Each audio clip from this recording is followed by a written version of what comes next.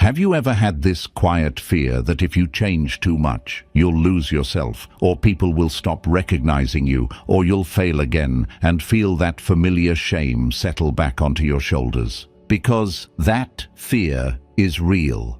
And it's not weakness. It's your mind trying to protect you from disappointment. The problem is, protection can become a prison. You start living inside the old identity, not because it's good, but because it's known. And the known feels safer than the unknown, even when the known is slowly breaking you. So when we talk about becoming a new person, I don't mean a dramatic makeover. I don't mean a loud announcement. I don't mean pretending the past never happened. I mean something quieter and far more powerful. Building a new identity through small, repeatable actions until your brain has no choice but to accept the truth. You've changed. Modern psychology keeps circling around the same idea. People don't change because they discover the perfect method. They change because they change what they repeatedly do. And what you repeatedly do becomes who you are.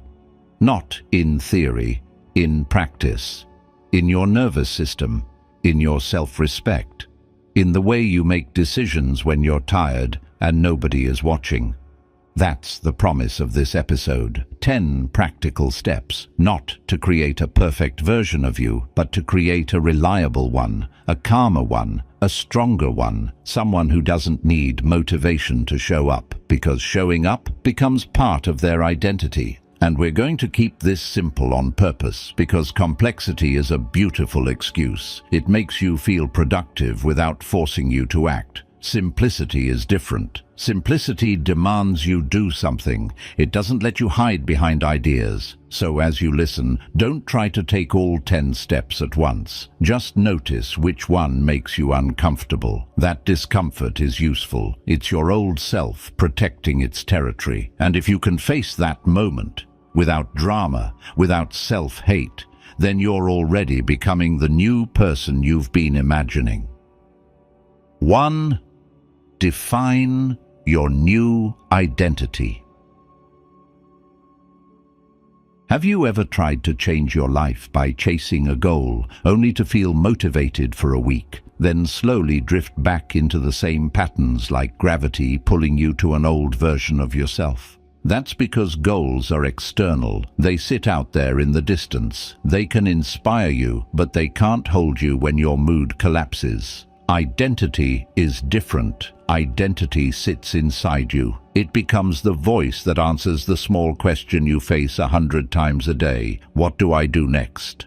And that's why the first step to becoming a new person is not picking a bigger goal. It's choosing a clearer identity. Because you don't rise to the level of what you want. You fall to the level of who you believe you are. Most people don't realize how often they repeat quiet identity statements in their mind. They say things like, "I'm just not disciplined," or "I always mess things up," or "I'm not the kind of person who can stick to routines," or "I'm not confident," or "I'm too lazy," or "I'm bad at consistency."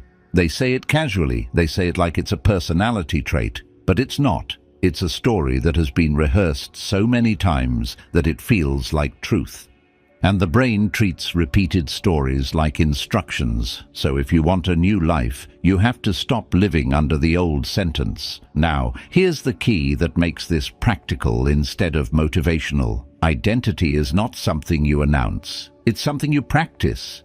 It's not a poster on the wall. It's a standard you return to when you're tempted, tired, bored, or emotional. Stoicism has a clean way to frame this. Epictetus said that what matters is what is in your control, your judgments, your choices, your actions. In other words, your identity is not what you feel, it's what you choose. You can't always control the first impulse, but you can train the second thought. You can't always control what happens, but you can control how you respond. That's identity. And Marcus Aurelius lived this idea in a way that's almost uncomfortable because it removes excuses. He didn't tell himself, "I'll be good when life is easy." He told himself, in effect, "My job is to do the right thing now." That's identity. a commitment to a way of being, not a wish for a certain outcome.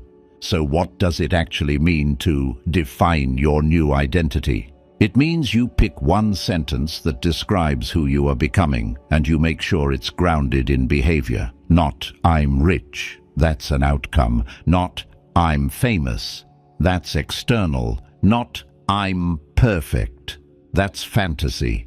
You choose something like, "I'm a person who keeps promises to myself," or "I'm a person who trains even when it's short," or "I'm a person who tells the truth and keeps my standards," or "I'm a person who starts tasks before I feel ready," or "I'm a person who protects my focus," or "I'm a person who responds calmly under pressure." These identities are powerful because they can be lived today. You don't need permission. You don't need ideal conditions. You just need a moment to choose.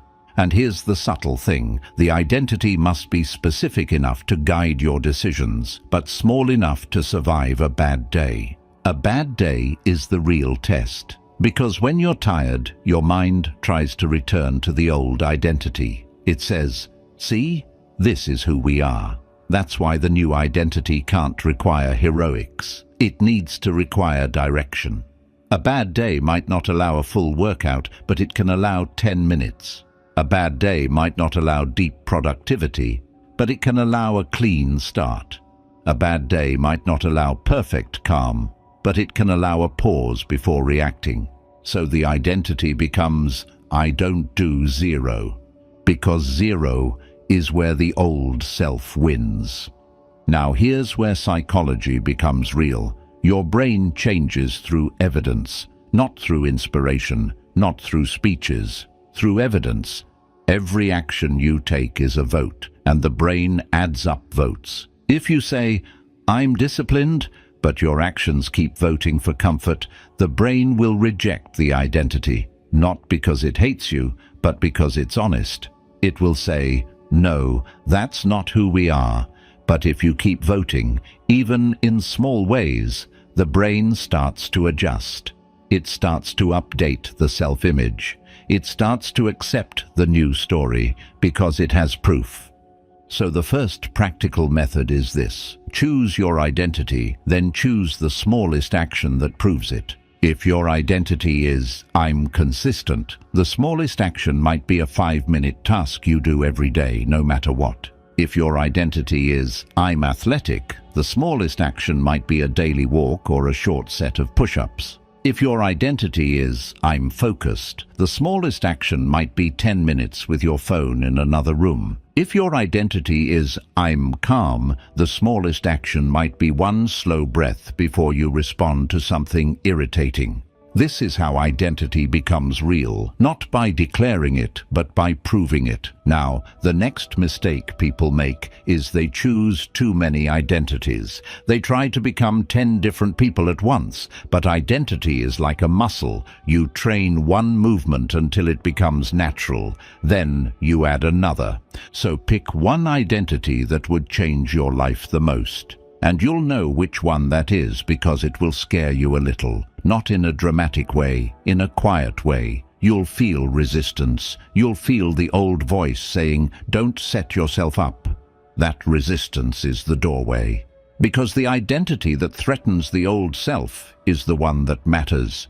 Now, here's the moment that seals it. You need a sentence you can use in real time. Not, "I'm becoming disciplined." That's soft. Use, "I am the kind of person who, bow." Because that structure forces clarity, and then you live it through one action. And when you mess up, and you will, because you're human, you don't collapse back into the old identity. You correct quickly. You return to the standard. You prove again. One vote doesn't define you. The pattern defines you. So here's a clean if. Then, that makes this practical today. If you catch yourself saying an old identity sentence, "I'm lazy," "I never stick to things," "I'm just not disciplined," then replace it immediately with a new identity sentence and do one small action that supports it. Not tomorrow, now. Because the fastest way to break an old story is to interrupt it with evidence. And once you do this for long enough, something changes that feels almost peaceful. You stop needing motivation. You stop needing pep talks. You stop needing the perfect moment, because you're not chasing a goal anymore. You're living as a person, and that's the foundation of becoming new. 2. The 1% rule, small improvements that actually stick. Have you ever promised yourself a big change, felt fired up for a moment, and then watched that fire fade? Not because you didn't care, but because the plan demanded a version of you that didn't exist yet. That's the trap. Most people don't fail because they're weak. They fail because they try to jump too far ahead of their own nervous system. They make the first step so heavy that the old self can defend itself with one simple argument. This is too much. And once that argument wins a few times, you don't just lose momentum, you lose trust in yourself. You start to believe the story, I don't stick to things. And then every new attempt feels like a setup. The 1% rule is a quiet rebellion against that cycle. It's not about being timid, it's about being strategic. It's choosing a level of change that your mind can't easily reject, and then repeating it long enough that the change stops feeling like an effort and starts feeling like just what I do. Because the truth is, your brain doesn't update its identity from one heroic day. It updates from evidence, tiny evidence, repeated, until the old story becomes harder to believe than the new one. This is why small improvements are not small, they're just small in the moment. Over time, they become a new direction, a new rhythm, a new baseline, and the baseline is everything, because what you do on normal days is what you become.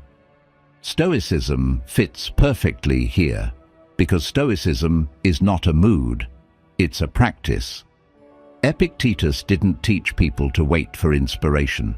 He taught them to train the parts of themselves they actually control, judgment, choice, response, over and over again, in small moments, until those choices became natural. Marcus Aurelius wasn't writing to impress anyone. He was writing to rehearse, to remind himself, to return. That's what 1% is. Returning. Returning to the standard again and again, until the standard is you. Now let's make this real, because improve a little can sound nice and still be useless if it stays vague. A 1% improvement is a change you can complete even when the day goes wrong. It's the minimum version of the habit that still counts as integrity. If you want to become someone who trains, your 1% might be 10 minutes. Not because 10 minutes will transform your body overnight, but because 10 minutes transforms your identity immediately. It proves, I'm the kind of person who doesn't quit just because I'm not in the mood. If you want to become someone who reads, your 1% might be 2 pages. If you want to become someone who focuses, your 1% might be 1 short block of work with your phone far away. If you want to become emotionally steady, your 1% might be a pause, 1 breath, before you reply when you feel your ego rising. And here's the moment, to be honest. How many times have you tried to change your life by demanding perfection, then punished yourself when you couldn't maintain it? That punishment is part of why you keep restarting. It trains your brain to associate growth with pain and shame. So the 1% rule also carries a psychological kindness inside it. You make the habit easy enough that you can succeed consistently, because success builds self-trust, and self-trust is fuel that doesn't disappear when motivation does. The most important part is this: you're not lowering your standards. You're lowering the barrier to entry. You're saying, I will always do something, not everything, something, because something keeps the chain alive. And chains matter, not because streaks are magical, but because identity is built by continuity. The old self wins when you do 0, because 0 becomes permission. 0 becomes a door back to the old pattern.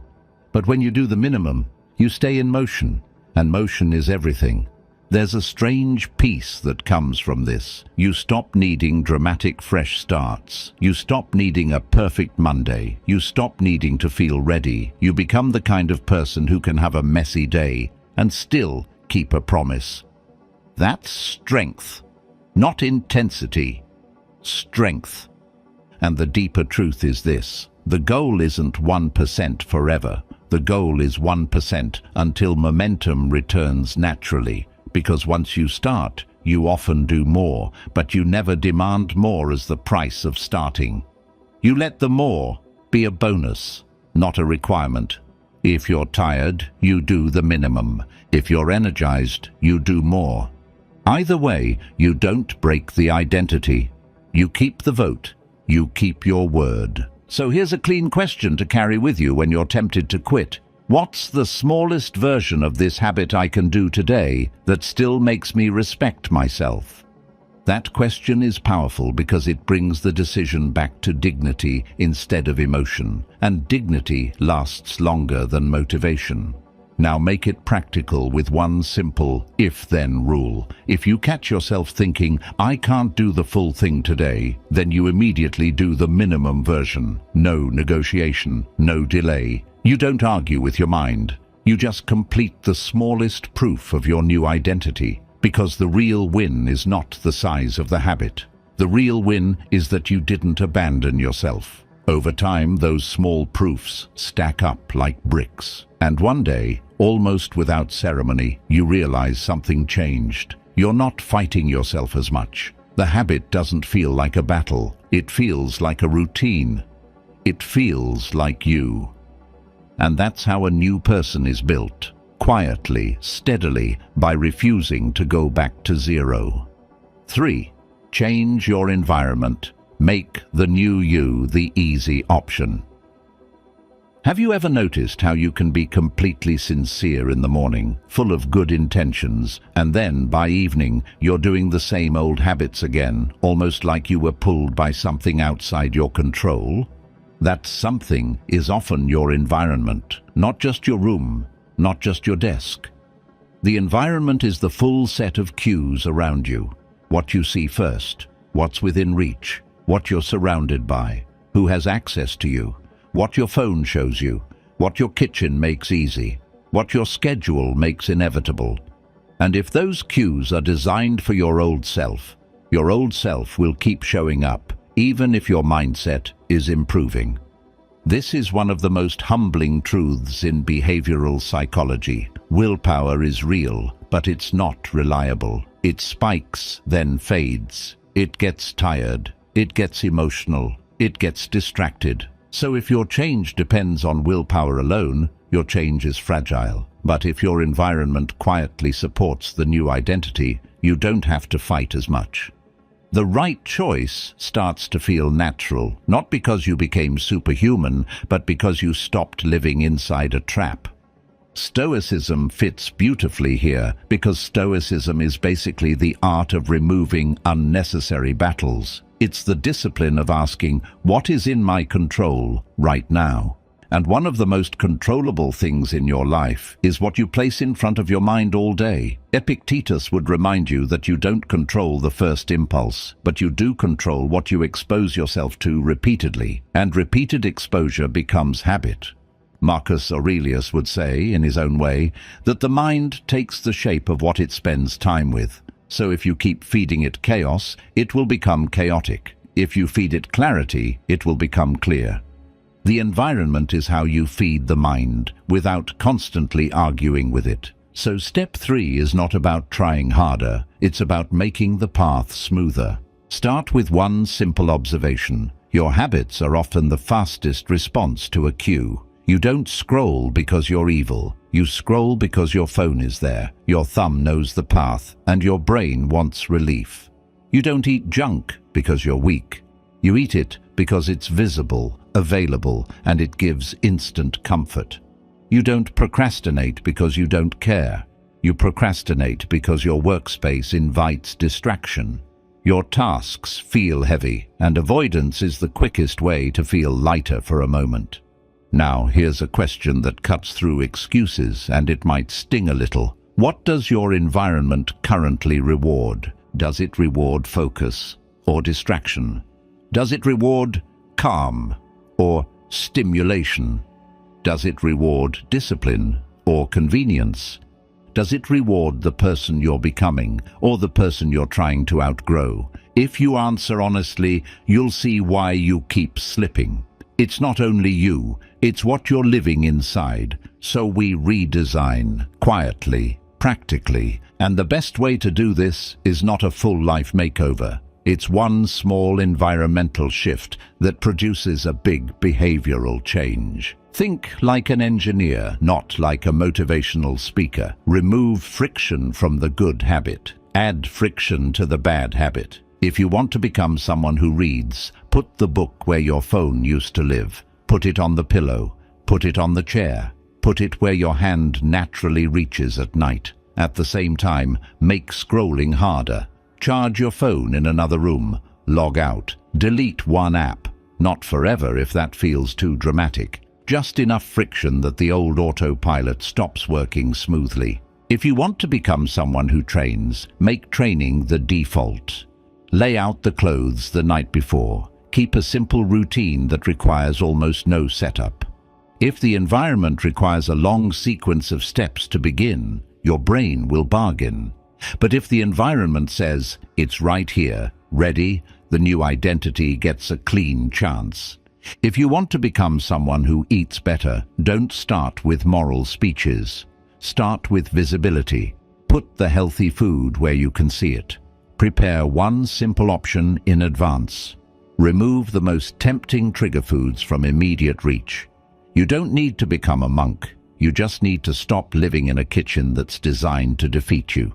If you want to become someone who works with focus, the environment has to protect that focus. Clear the desk. Use one tab. Put the phone out of sight. Create a small ritual that signals work begins now, like a specific chair, a specific drink, a specific time window, a specific playlist if that helps you.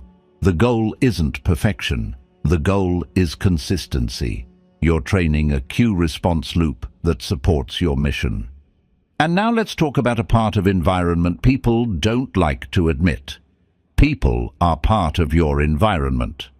Whoever has easy access to you shapes you, whether they mean to or not. If you're surrounded by chronic complainers, your mind starts to complain. If you're surrounded by people who treat growth like a joke, you begin to hide your growth.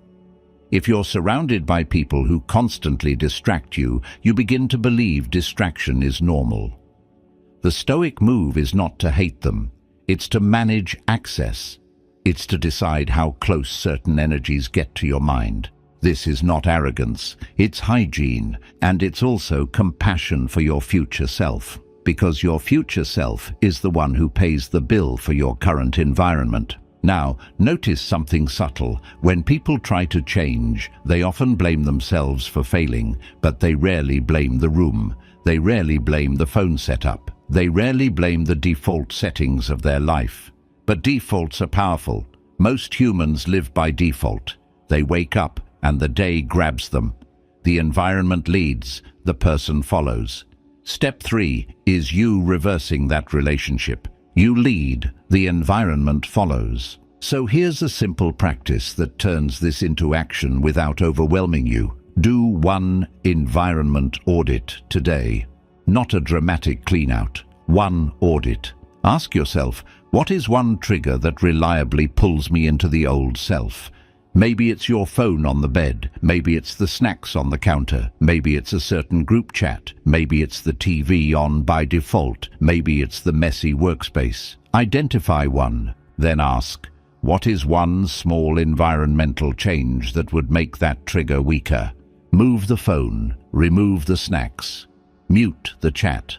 Unplug the TV. Clear the desk. One change. Because once you experience the power of one change, you stop relying on motivation. You start relying on design. And design is karma. It doesn't need hype. Here's an if-then that makes this step almost automatic. If you keep failing at the same habit, then stop blaming your character and change the cue. Change what's in front of you. Change what's within reach. Change what's easiest. Make the good habit the lazy habit. Make the bad habit the inconvenient habit. And there's a deeper payoff here. Changing the environment is a form of self-respect. It's you saying, I take my future seriously enough to protect it. It's you admitting, I don't want to fight myself all day. I want to build a life that supports me, because the new person you're becoming shouldn't have to win a war every morning just to do the basics. The new person deserves a home, a schedule, and a digital world that makes discipline feel possible. And when the environment shifts, something almost magical happens. Your identity starts to feel more real, because the world around you is no longer whispering the old story. It's whispering a new one, a quieter one, a stronger one. 4. Take stock of your relationships. Have you ever felt yourself doing well for a few days, focused, calm, disciplined, and then you spend an hour with the wrong person, or you step back into an old group dynamic, and suddenly you're not you anymore? You're a version of you that you thought you outgrew. That experience is so common it almost feels like a law of nature, and in a way it is, because humans are contagious. Not with germs, with mood, with language, with standards, with what we tolerate, with what we joke about, with what we normalize. Your relationships aren't just people in your life. They're a climate your nervous system lives inside, and climates shape behavior. This is why you can have a perfect plan and still collapse if the social environment keeps pulling you back toward your old identity. It's not always direct sabotage. Sometimes it's softer than that. It's the casual dismissal when you talk about changing. It's the constant distractions that make focus feel too serious. It's the subtle guilt when you start setting boundaries. It's the way certain people only recognize the old version of you, so they keep calling him back like a nickname you can't escape. Stoicism has a sharp clarity about this. Seneca wrote in one famous line, "Associate with people who are likely to improve you." And he wasn't being elitist, he was being realistic. He understood that character is shaped in community, and if your community rewards weakness, your weakness grows. If your community rewards discipline, your discipline becomes easier. He even used a harsh metaphor. If you live with a lame man, you will learn to limp. It's blunt, but the point is compassionate. You become what you repeatedly stand next to. So step 4 is not cut everyone off. It's not isolation, it's maturity, it's an audit. It's you asking without drama, who in my life strengthens the person I'm trying to become, and who keeps pulling me back into the person I'm trying to leave behind? And that question matters because relationships can keep you trapped in roles. Some people don't relate to you as a living, changing person. They relate to you as a character in a story they memorized years ago. The funny one, the weak one, the one who always says yes, the one who always fixes things, the one who never finishes, the one who always comes back. And when you start changing, it threatens the whole script. Your growth forces everyone to adjust, and not everyone wants to adjust. So the resistance you feel isn't always personal hatred. Sometimes it's just inertia. It's the social system trying to keep itself stable. But your life is not a system designed to keep other people comfortable. Your life is something you're building. Now here's the tricky part. You can't do this audit purely with your intellect, because socially you'll justify people you should distance from. You'll say, but they mean well, or, but we've known each other forever, or, but they're family, or, but I don't want conflict. And those reasons can be real, but they can also be a cover for fear. The fear of disappointing people, the fear of being judged, the fear of being alone for a moment, the fear of losing a familiar identity, even if it was hurting you. So instead of asking, are they a good person? Ask a more useful question. How do I feel after I spend time with them? Not during, after. Do you feel clearer, calmer, more stable, more motivated to do what matters? Or do you feel agitated, drained, scattered, tempted to escape into old habits, tempted to become smaller, tempted to perform, tempted to people please, tempted to numb yourself afterward? That after feeling is data. That's your nervous system telling the truth without making speeches about it. And you'll notice something else if you pay attention. Certain people don't just take your energy. They take your direction. You can be fine all day. Then you talk to someone who constantly complains or gossips or catastrophizes, and suddenly your mind is thinking in their language. Your imagination turns dark. Your decisions become foggy. Your confidence softens. Not because you're weak, but because you exposed yourself to a mental atmosphere that reshaped your thoughts. That's why a relationship audit is also a mental diet. Now, to do this with integrity, you need to separate people into categories, not with cruelty, but with clarity. There are people who are safe. They respect your boundaries. They don't punish your growth. They don't demand explanations. They don't compete with your progress. They can hear your truth without turning it into gossip. They can disagree without trying to dominate you. They make you feel more like yourself. Those people are rare. Keep them close. Invest in them. They're part of the environment you're designing. Then there are people who aren't evil, but they're misaligned. They live in a different rhythm. They might love constant noise, constant drama, constant stimulation. They might treat discipline like something to mock. They might measure life by social approval. They might want access to you at all times. They might unconsciously punish you when you change because it makes them confront their own stagnation. With these people, you don't need a big confrontation. You simply change the distance. You shorten the time. You reduce the frequency. You stop telling them your plans. You stop trying to get them to understand. You become polite, calm, and less available. And then there are people who actively destabilize you. They provoke, they guilt, they manipulate, they disrespect boundaries, they pull you into chaos and then act innocent when you're exhausted. They make your life feel like an emotional negotiation. With these people, distance is not cruelty. Distance is self-respect. The Stoic idea here is simple. Your peace is part of your responsibility. Marcus Aurelius reminded himself that other people will do what they do, but your job is to keep your own mind steady. And that includes choosing the conditions you place your mind in. It's not controlling others, it's controlling your exposure.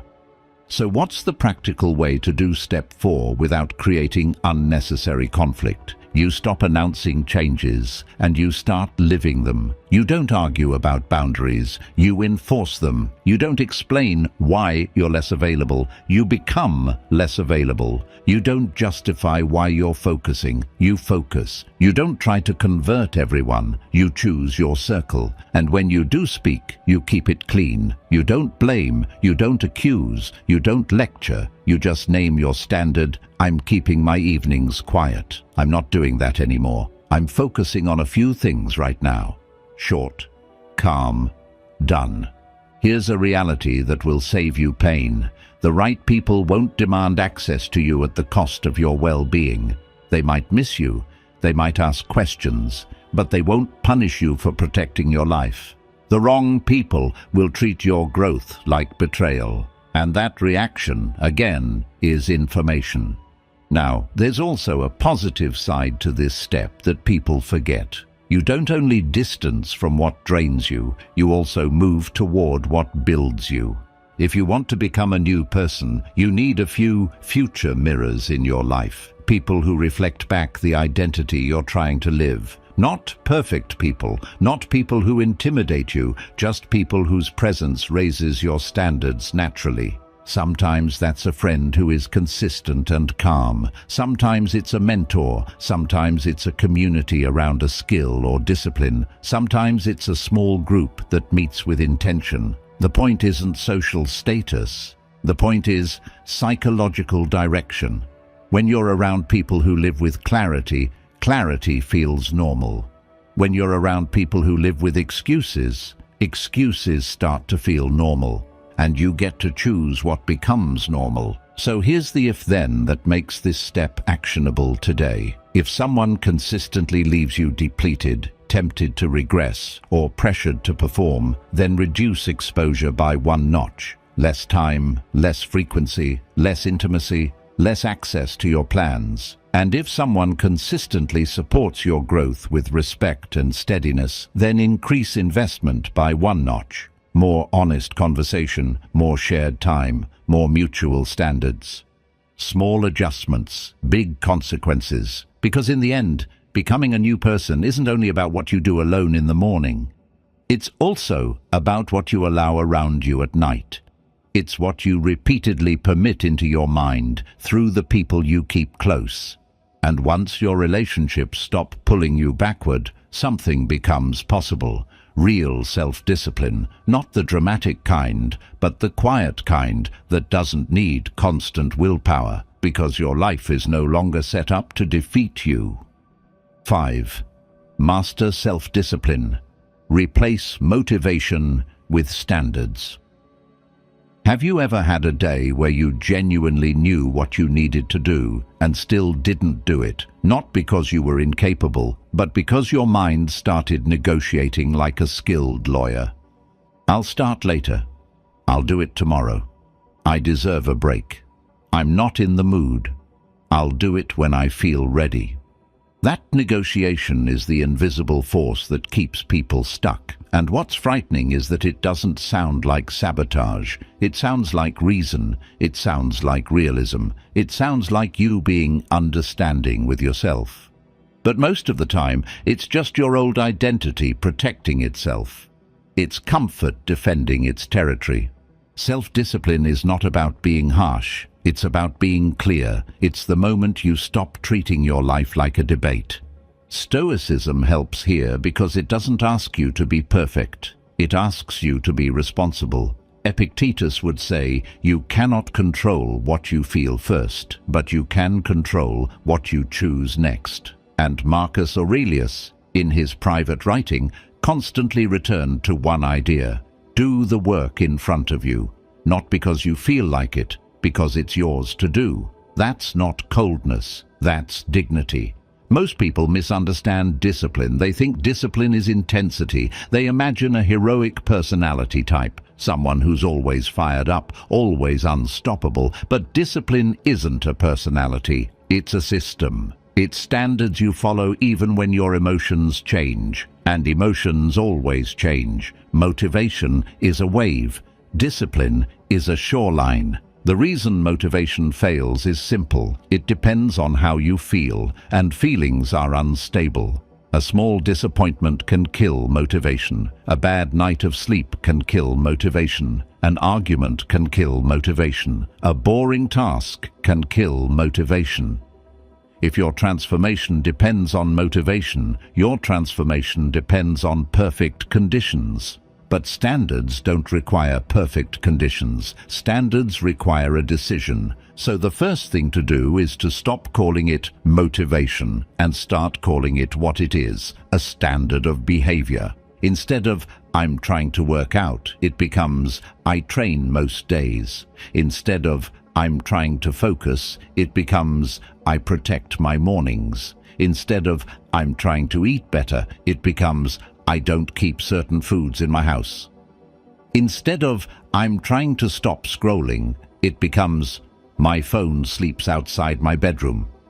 This is the shift from inner begging to outer structure. Now, here's where self-discipline becomes practical. You don't need discipline for everything. You need discipline for the first few minutes, because once you start, the mind often cooperates. The real enemy is the beginning. The beginning is where the negotiation is loudest, because the beginning is where the old identity has a chance to stop you before momentum forms. So you create a start ritual so small and automatic that it bypasses negotiation. If you're writing, the ritual might be opening the document and writing one sentence. If you're training, it might be putting on the shoes and doing one set. If you're studying, it might be opening the book and reading one paragraph. If you're cleaning your life up, it might be clearing one surface. If you're trying to build calm, it might be sitting down for one breath and letting your body settle. These small beginnings are not childish. They're intelligent. They trick the brain into motion. And once you're moving, you're no longer negotiating, you're doing. Seneca wrote about how life is short and how we waste it. But the deepest waste isn't only time. It's the repeated waste of potential through delay. Every day you negotiate with yourself, you reinforce the identity of the person who negotiates. That identity becomes heavier. It becomes automatic. Discipline is breaking that identity by creating a new one. I do what I said I would do, even when it's small. And this is where self-trust is built. Because the most painful thing isn't that other people don't trust you. The most painful thing is when you stop trusting yourself. When you say you'll change, and you don't. When you promise yourself you'll start, and you don't. When you tell yourself, this time is different, and then it becomes the same story again. That's not just failure. That's self-betrayal. And repeated self-betrayal creates shame. Discipline is how you heal that shame, not with affirmations, but with integrity. You keep promises, small promises, real promises, promises you can actually keep, because a promise you keep is proof that you're reliable, and reliability is the root of confidence. Now, there's also a hard truth in here. Sometimes you don't need more discipline. You need fewer choices. Many people fail because they give themselves too many daily decisions. They wake up and decide everything in real time: when to work, what to eat, whether to train, how to spend the evening. That creates decision fatigue, and decision fatigue creates weakness. So you simplify. You create default rules. You decide in advance. This is why routines are powerful. They remove debate. They remove choice. They turn "should I" into "this is what I do." A Stoic would call this training. You're training the habit of choosing what's right before the moment of temptation arrives. So your discipline becomes preventative, not reactive. Now let's talk about the emotional side of this, because discipline without emotional wisdom can become brittle. When people fail, they often spiral into self-hate. They say, "I'm hopeless." They quit. They binge. They collapse. They punish themselves as if pain will create change. But pain without clarity doesn't create discipline. It creates avoidance.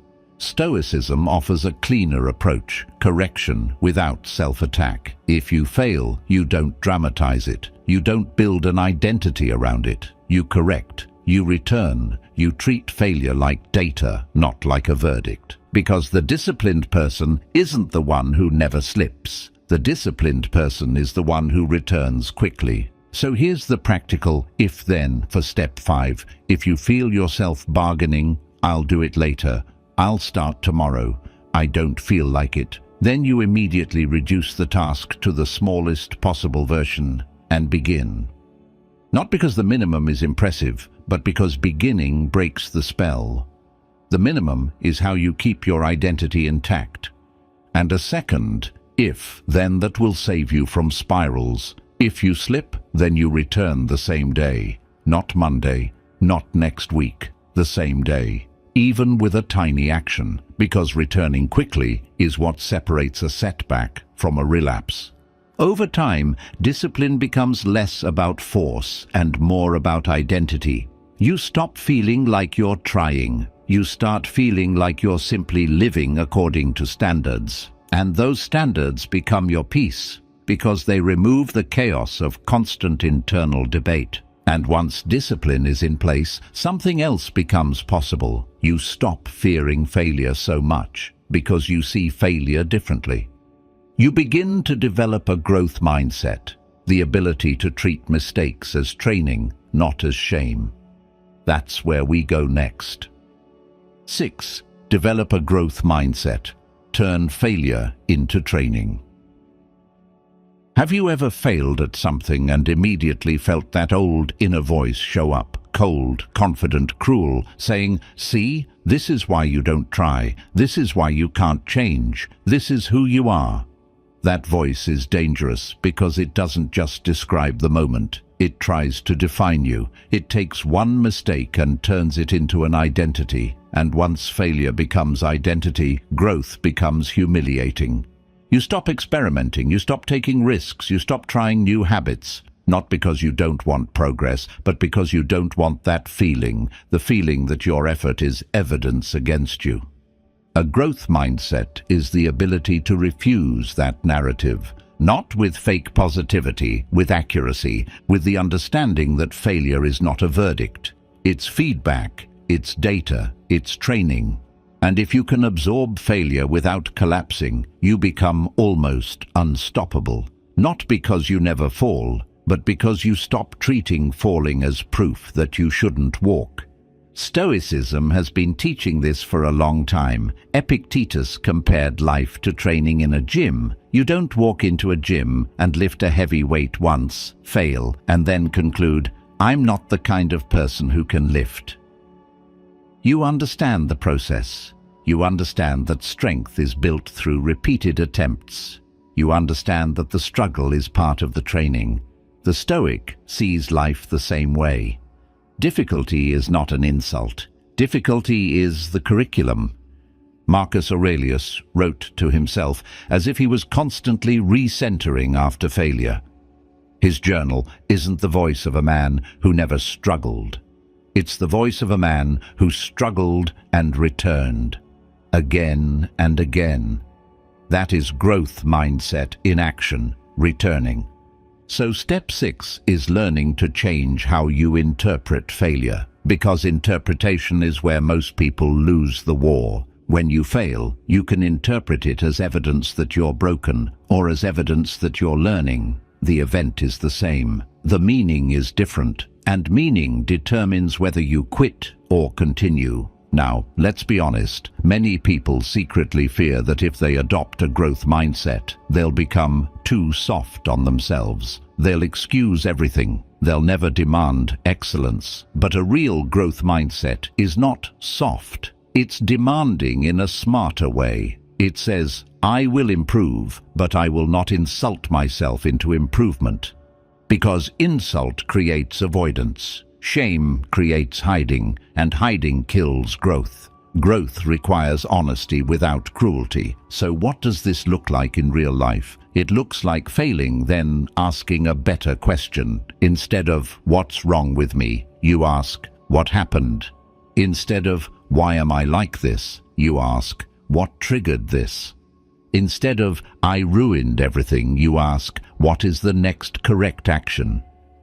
Those questions are not motivational quotes. They are tools. They bring you back into control.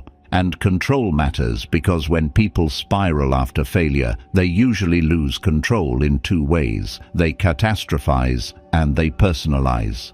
Catastrophizing is when one mistake becomes, "I'll never change." Personalizing is when one mistake becomes, "I am a failure." Both are lies.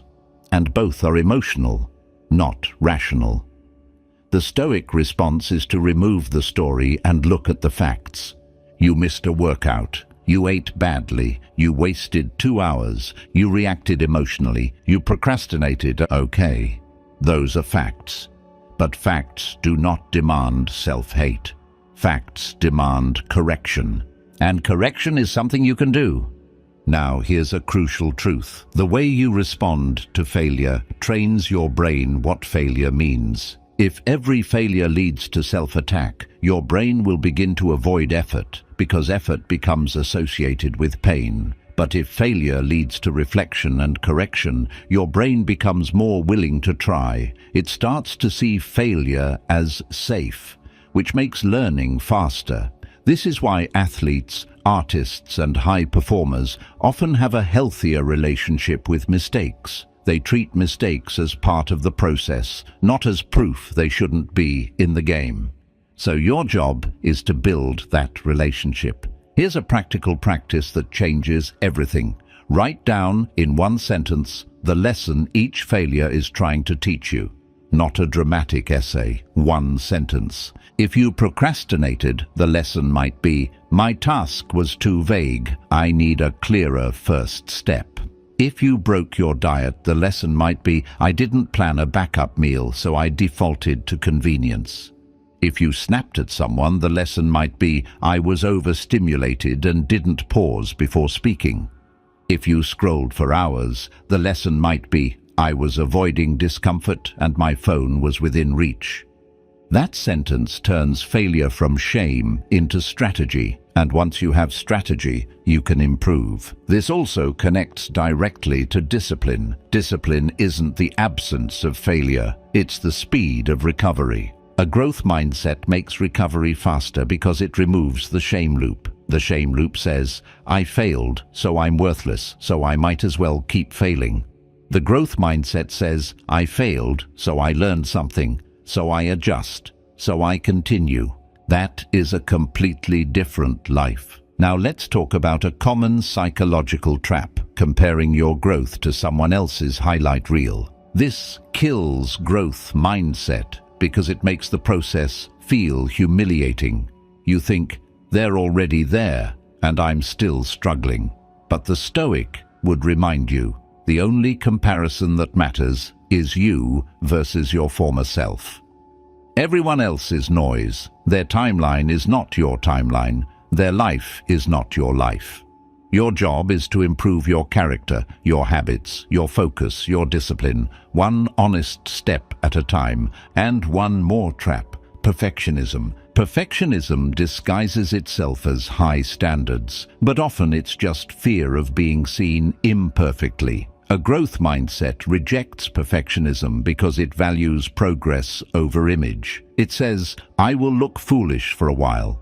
It says, I will be a beginner. It says, I will be uncomfortable, because that's how mastery is built. And there's something liberating about that. Once you allow yourself to be a beginner, you become willing to practice. And practice is the only path. Here's the if-then that makes step 6 real. If you fail, then you do 3 things in this order. Name the fact, extract the lesson, take the next small action. Fact, lesson, action. No self-attack in between. And a second if-then that builds resilience. If your mind starts saying, this means I'm not capable, then you answer with one sentence. This means I'm in training, because you are.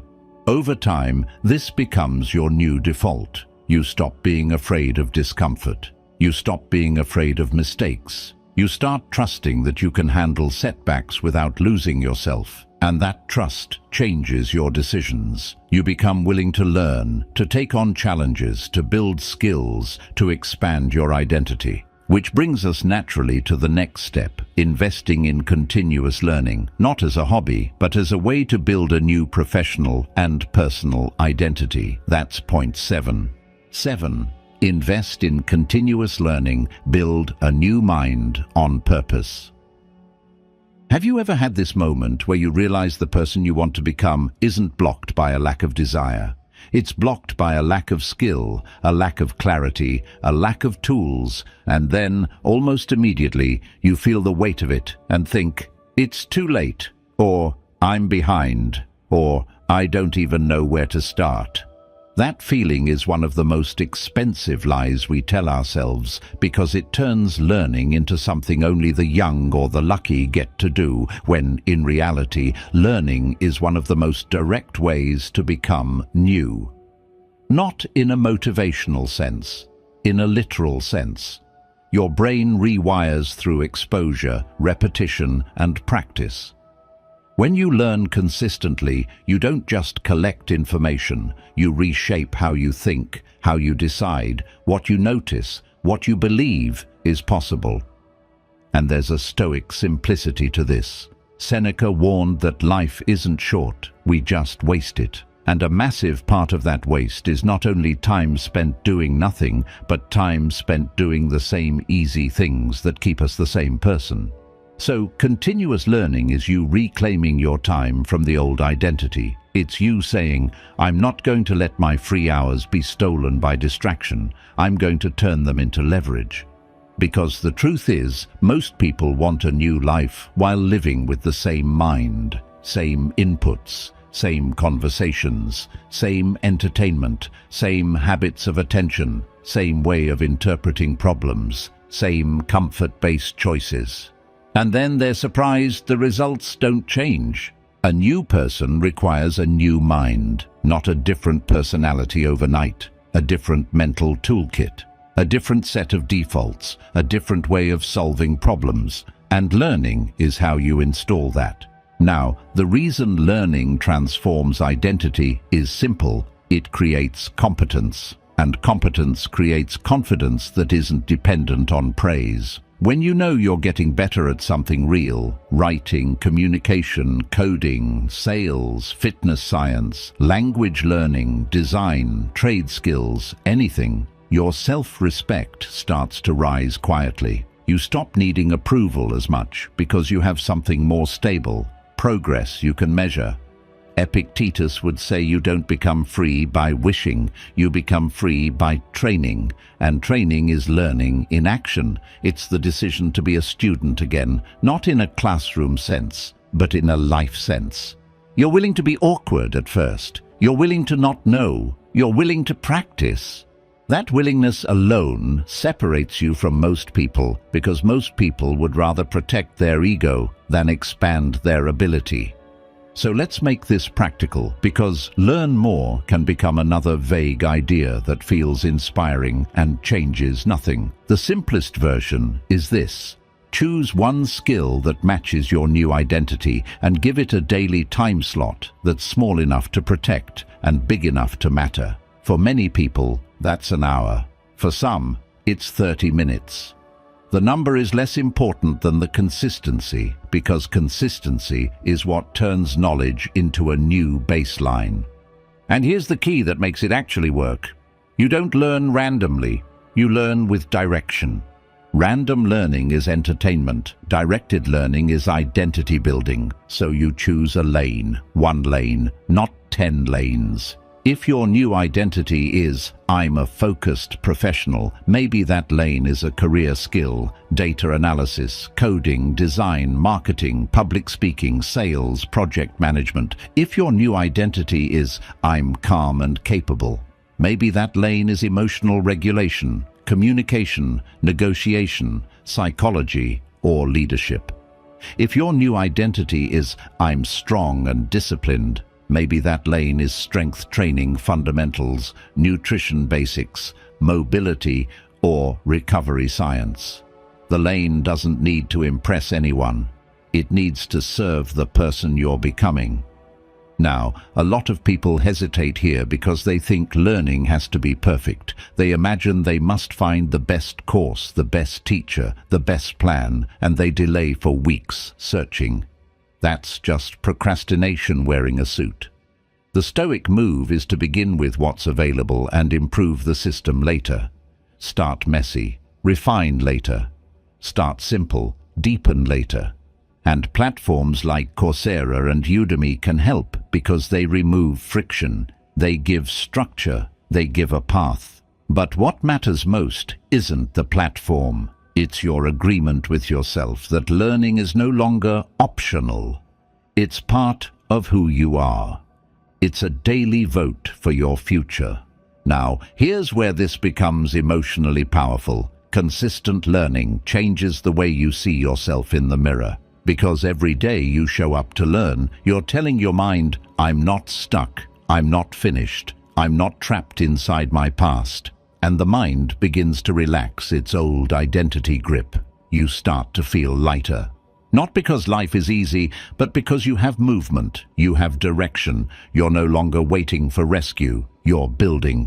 But you have to protect it, because learning requires attention, and attention is under attack all day. So the real discipline isn't intellectual, it's environmental and emotional. It's you choosing a time and place where learning actually happens. It's you closing the tabs. It's you putting the phone away. It's you tolerating the discomfort of not being instantly entertained. And that discomfort matters. Because learning is often boring at first. It's slow, it's humbling, it doesn't give quick dopamine like scrolling does. So when you commit to learning daily, you're also retraining your brain to tolerate depth. You're teaching it that not everything needs to be fast and flashy to be valuable. That alone makes you sharper in every part of life.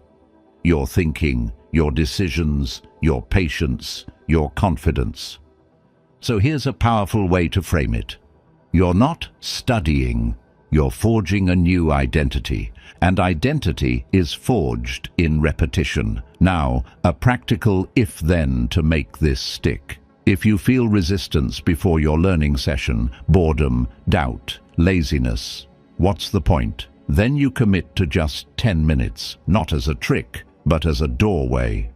10 minutes gets you started, and once you start, your mind usually settles. And if after 10 minutes you still truly can't continue, you stop without shame. But you keep the identity intact. You showed up, you voted, you stayed in the game. And another if-then that raises the quality. If you finish a learning session, then you write or say one sentence that captures what you learned, and one sentence that names how you'll apply it. Learning becomes real when it changes behavior. Even a tiny application, a small action, a small test, a small adjustment turns knowledge into identity. Over time, this step creates something rare. A person who doesn't fear the future because they know they can adapt. They know they can learn. They know they can upgrade their mind. And in a world that keeps changing, that is a kind of security that can't be taken from you. And once learning becomes part of your identity, you naturally start noticing another truth. Your mind can only be as stable as the body carrying it. That's why the next step is radical care of the body, not as vanity, but as the foundation of mental strength.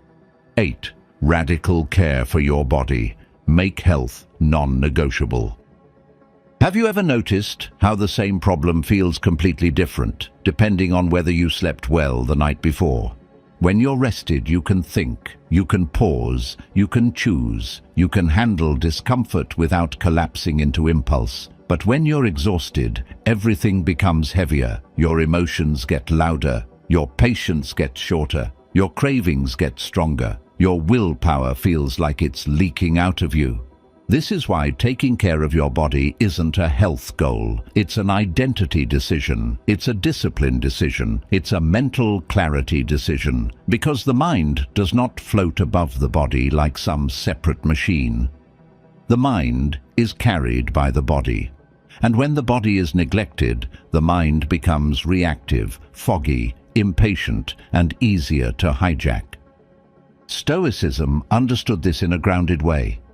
The Stoics weren't anti-body. They were anti-indulgence. They believed in temperance, not as punishment, but as freedom.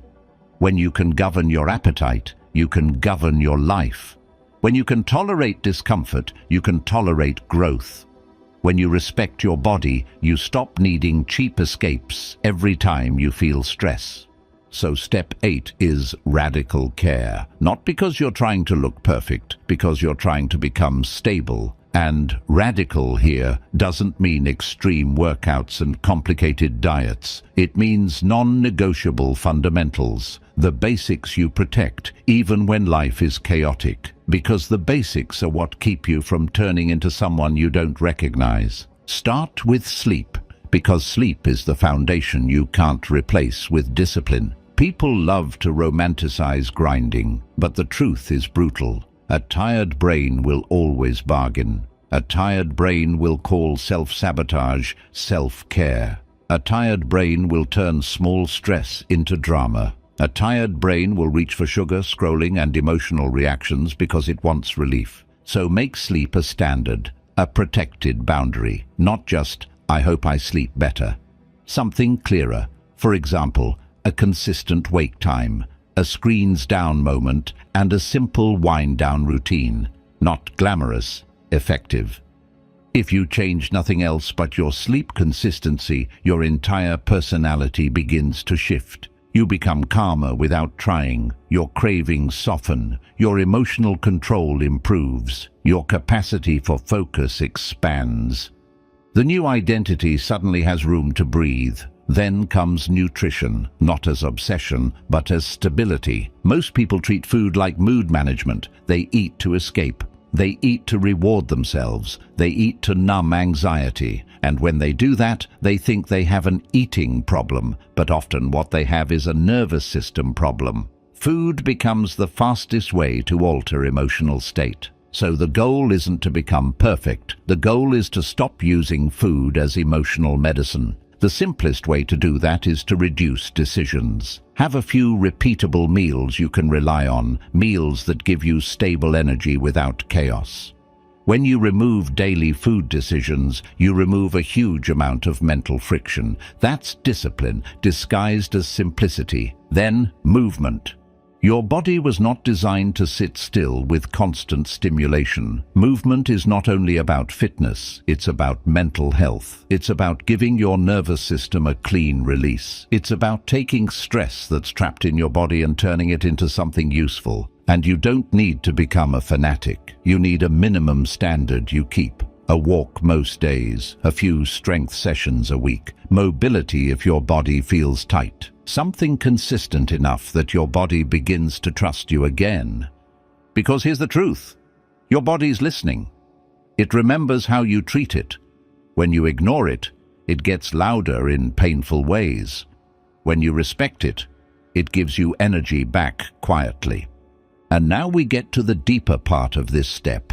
Changing your identity requires a nervous system that can handle discomfort. Most people don't relapse because they forgot what to do. They relapse because they feel discomfort, boredom, loneliness, anxiety, pressure, and their body looks for an escape. If you train your body to handle discomfort through sleep, movement, and stable nutrition, you become less desperate for escape. You become less impulsive. You become more capable of staying with the hard moment without needing to run. That's why this is radical care. It changes your relationship with discomfort. And it also changes your relationship with self-respect. Because every time you choose sleep over late-night stimulation, you tell yourself, I'm worth protecting. Every time you choose a nourishing meal over a self-destructive binge, you tell yourself, I'm someone who doesn't abandon myself.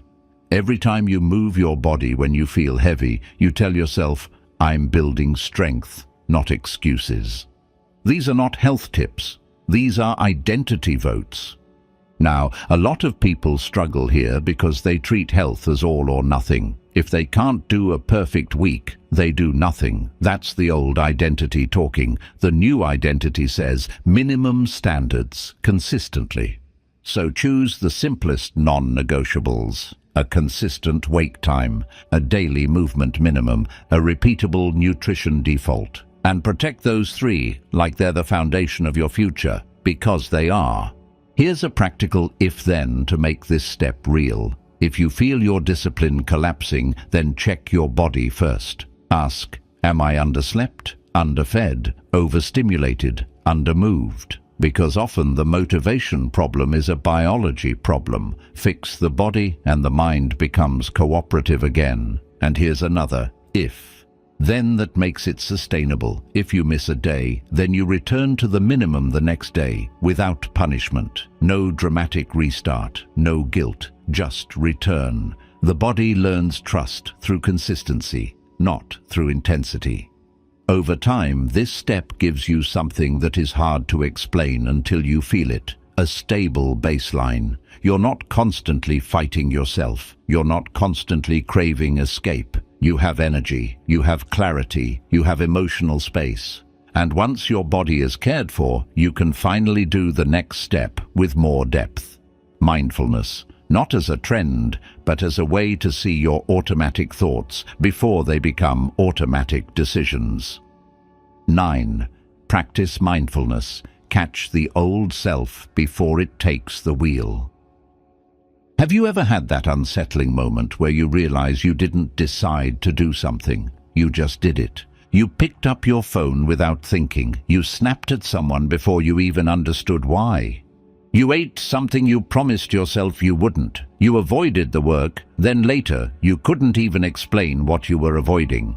That's the old self in its most powerful form, not as a dramatic identity, but as an autopilot. And autopilot is dangerous because it doesn't feel like a choice. It feels like life happening to you. Mindfulness is how you take life back from autopilot. Not by becoming some perfectly calm person who never struggles. Mindfulness is simpler than that. It's the ability to notice what's happening inside you in real time. Your thoughts, your urges, your emotions, before they harden into behavior. It's the moment you see the impulse rising and you say, "Ah, there it is." And in that small moment of seeing, you regain the ability to choose. Stoicism is basically mindfulness with moral purpose. Epictetus taught that events don't control you, your judgments do. But how do you change judgments if you don't even notice them? Marcus Aurelius constantly trained himself to watch his mind, to separate what happened from the story he was tempted to tell about it, to see anger as a wave that rises and falls, to see fear as a prediction, not a fact. That practice is mindfulness. It's observation without instant obedience. So step 9 is building the habit of awareness, because without awareness, all the other steps become harder. You can define identity, improve habits, redesign environment, choose relationships, build discipline, learn, care for the body. But if you keep living unconsciously, the old patterns will still sneak in through the back door. And the back door is usually emotion. Most self-sabotage isn't logical, it's emotional. You don't scroll because you decided it's good for you. You scroll because you felt stress, boredom, loneliness, or pressure, and your brain wanted relief. You don't procrastinate because you enjoy it. You procrastinate because starting feels uncomfortable. You don't lash out because you love conflict. You lash out because you felt threatened. So mindfulness gives you something powerful. You start noticing the emotional trigger before the behavior. You begin to see the sequence: trigger, urge, action, regret. Mindfulness interrupts the sequence between urge and action. That's the entire game. And we can make this practical with 2 tools that are simple enough to use daily: short meditation and journaling. You don't need both forever. You can choose one. The point is creating a daily space where you practice observing your mind instead of being dragged by it. Meditation is like strength training for attention. It teaches you to sit with discomfort, notice distraction, return to the breath, return to the present, without drama. And the benefit isn't mystical. The benefit is that you get better at returning. You get better at not being kidnapped by every thought. You build the muscle of coming back. Journaling is like shining a flashlight into the mind. When you write, you slow the mind down. You turn vague anxiety into clear sentences. You expose patterns. You see what you keep repeating. You see what you're avoiding. And when you see it on paper, it stops being this invisible fog that controls you. It becomes something you can work with. Now, here's what most people do wrong. They treat mindfulness as something they do only when life is calm. But mindfulness is meant for the messy moments. It's meant for the exact moments when you're tempted to react, because that's when your identity is being tested. So a simple daily practice might look like this: a few minutes in the morning to observe your mind, and a few minutes at night to reflect. Not to judge yourself, to understand yourself. The goal isn't to become perfect. The goal is to become aware. And awareness changes everything, because when you become aware, you stop being surprised by your own behavior. You start seeing it coming. You start noticing the early signals. You notice the tightness in your chest before you argue. You notice the restless energy before you scroll. You notice the urge to prove yourself before you over-explain. You notice the fatigue before you reach for comfort food. That noticing is a form of power, and power doesn't have to be loud. Power can be a pause. Here's a simple Stoic method that works like mindfulness in daily life. When you feel an emotion rising, label it quietly: anger. anxiety, shame, jealousy, restlessness. You're not fighting it, you're naming it. And when you name it, you create distance. You become the observer instead of the emotion. This is important because emotions often lie by making themselves feel urgent. They say, react now. Mindfulness says, notice now. And notice is different than obey. Seneca wrote about anger as a kind of temporary madness. That's not an insult. It's a warning. When you're angry, your mind becomes narrow. When you're anxious, your mind becomes catastrophic. When you're ashamed, your mind becomes harsh. Mindfulness is the practice of not trusting the mind at its worst moments. You observe the storm instead of steering the ship from inside the storm. Now, there's an even deeper benefit. Mindfulness helps you let go of the need to escape your own inner world. Many people stay busy and distracted because silence forces them to feel things they don't want to feel. But the new person you're becoming can sit with discomfort. Not forever, not dramatically, but long enough to understand it. And that's where healing begins. Because if you can sit with your emotions, you don't need to run from them into old habits. So here's the if. Then that makes step 9 immediate. If you feel the urge to do something that you know pulls you backward, scrolling, procrastinating, overeating, reacting, over-explaining, then pause for 10 seconds and name what you're feeling. Just name it. Then ask one question. What am I trying to avoid right now? That question often reveals the real issue. And once you see the real issue, you can choose a better response. And a second if, then that strengthens the practice. If you make a mistake, then you don't punish yourself. You study it. You write down the trigger and the emotion that came before the behavior. Because every mistake is a map, and maps help you navigate next time. Over time, mindfulness turns your life from a series of reactions into a series of choices. You become less impulsive, not because you became rigid, but because you became conscious. You start living from awareness instead of autopilot. And once you have awareness, the final step becomes possible in a deep way, letting go of the past, not as denial, but as release. Because you can't become new while carrying an old identity as a permanent sentence. 10. Let go of the past. Release the old story without erasing the lesson. Have you ever tried to change, truly tried, and then right when you start building momentum, a memory shows up like a shadow and quietly says, "Who do you think you are?" Not always as words. Sometimes it's a feeling, a heaviness, a flash of a past mistake, a moment you're still ashamed of, a version of you that you don't respect. And suddenly, the future feels less possible, not because you don't want it, but because the past feels like a permanent label. That's what the past does when you hold it the wrong way. It stops being a teacher and becomes a prison. Stoicism has a clean perspective here. You cannot control what happened. You can control what you do with it now. Marcus Aurelius wrote that you should not waste the present suffering about the past or the future. Not because the past doesn't matter, but because the only place character can be built is the present moment. Epictetus would call it simple. The past is not in your control.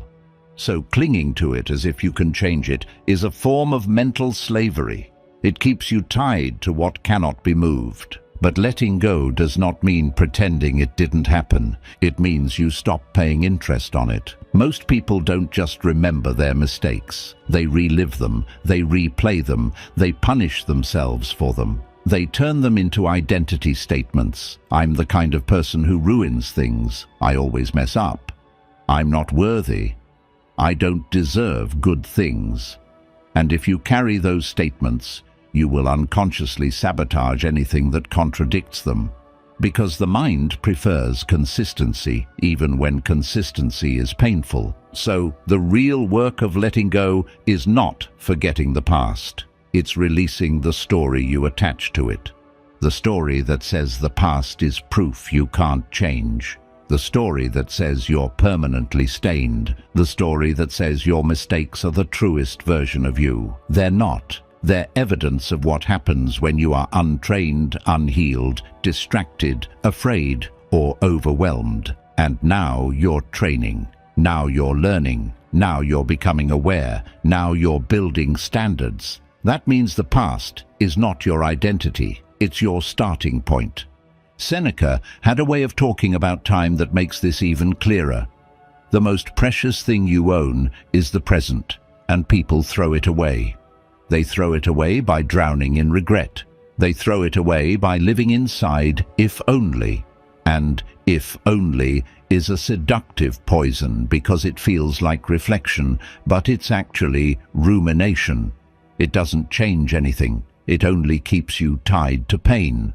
So let's make this practical, because forgive yourself can sound like a nice phrase that doesn't land if you're carrying real shame. Forgiveness is not a mood. It's a decision to stop using self-hatred as a management tool. Many people secretly believe self-hatred is what keeps them from repeating mistakes. They think, if I stop being harsh, I'll become careless. But look at your life honestly. Has harshness made you free, or has it made you tired and stuck? Self-hatred doesn't create discipline, it creates collapse. Real change comes from responsibility without cruelty. So what does responsibility without cruelty look like? It looks like this. I did that. It was wrong. I learned something. I'm not doing it again, and I refuse to keep bleeding for it. That's the sentence of a new person. And letting go also means you stop visiting the old place emotionally. You stop checking the past like it's a scoreboard. You stop measuring your worth by your worst moment. You stop letting old mistakes define the tone of your future, because you can't build a new identity while rehearsing an old shame. Now, there's another side to letting go. Forgiving other people. Not because they deserve it, because you deserve peace. Holding resentment is like gripping a hot stone. You think it proves you were wronged, but the stone doesn't feel your proof. Only your hand burns. Stoicism would say, you don't need to deny what happened, but you also don't need to let it sit inside your mind, rent-free. Sometimes the hardest release isn't, I forgive them. It's, I release my need to keep reliving it. You can release without reconciling. You can move on without reopening the door. That's not weakness, that's control. So how do you actually do this in daily life? You practice returning to the present. When a painful memory comes up, you don't panic. You don't wrestle it. You acknowledge it, and you redirect to the next correct action. Because the present is where your power lives. The present is where you keep promises. The present is where you build skill. The present is where you become the person you said you are. And here's the part people underestimate. Letting go is easier when you have a direction. If your life is empty, the past becomes entertainment. If your life has purpose, the past becomes a lesson, then it fades. So letting go is not only emotional work. It's building work. The more you build, the less the past controls you. Now let's make this step concrete with an if-then. If a memory triggers shame, then do 3 things. Name what you learned, remind yourself what you do differently now, and take one small action that matches your new identity. Because the fastest way to release shame is not to argue with it. It's to create evidence that you're not that person anymore. And if a memory triggers regret, then do one thing: redirect to repair. Not always with other people. Sometimes repair is simply living differently today. The past can't be corrected directly, but it can be redeemed through consistent, present actions. That's what redemption really is: sustained proof. So when the mind says, remember when you failed, you answer, yes, and look what I'm building now. Not as a slogan, as a reality. And that's how the past loses its grip. Not because you forced yourself to think positive, but because you stopped living under the old story. You become the new person by doing new things, with new standards, in the present, until the present becomes your identity. And then one day you realize something quietly astonishing. You're not haunted the same way anymore. The memories still exist, but they don't own you. They don't steer your decisions. They don't define your self-respect. They're just part of the road behind you, and you're walking forward. You might not feel like a new person right away, and that's okay. Real change rarely arrives with fireworks. It arrives like a quiet shift in how you respond to life, a calmer pause where you used to panic, a cleaner decision where you used to bargain, a smaller relapse that doesn't turn into a full collapse. A day where you keep a promise to yourself without needing anyone to clap for you.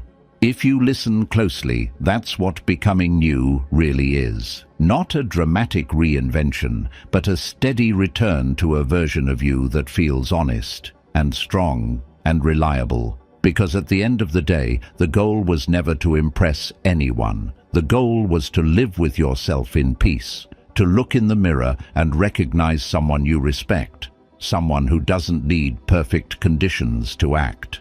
Someone who can handle discomfort without running. Someone who can fail, learn, adjust, and keep going without turning it into a personal tragedy. And if you take one thing from everything we talked about, let it be this. Your life changes when your standards become real, and your standards become real when you keep them in small moments. The moment nobody sees. The moment you could easily choose comfort. The moment you could easily say, it doesn't matter. Those moments matter more than the big ones, because they are the ones that build identity. So don't try to carry all of this at once. Carry one step, one decision, one habit you can repeat. If you want a simple way to choose, pick the one you keep avoiding, the one that makes you slightly uncomfortable, because that's usually the doorway you've been walking past for years. And when you feel yourself slipping back into the old story, don't panic, don't attack yourself. Just come back to the present and take the next correct action, even if it's small, especially if it's small. That's how you stop living in cycles and start living in direction. If this landed for you, take a quiet second after this ends and ask yourself one honest question. What would the person I want to become do today, in the very next hour? Then do that one thing, cleanly, without drama. And if you want more episodes like this, more practical stoic clarity, more self-discipline that actually works in real life, explore the rest of the content and keep walking with me.